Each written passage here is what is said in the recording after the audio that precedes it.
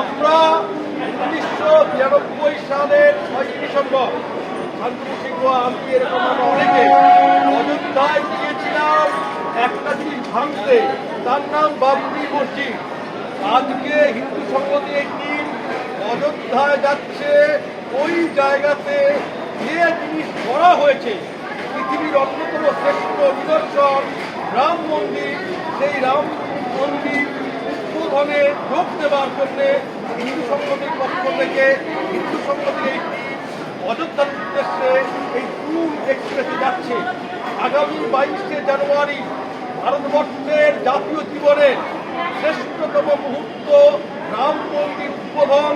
সেই উদ্বোধনে অযোধ্যায় থেকে সামিল হওয়ার জন্য হিন্দু সংগঠনের এই টিম যাচ্ছে অযোধ্যায়।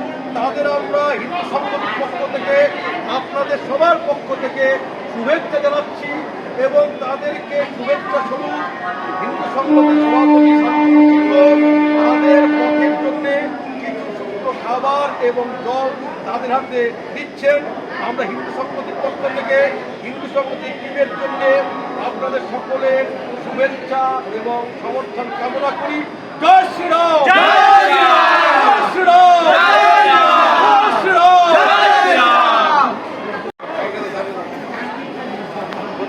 সবার হাতে শুকনো খাবার তুলে দেওয়া হচ্ছে।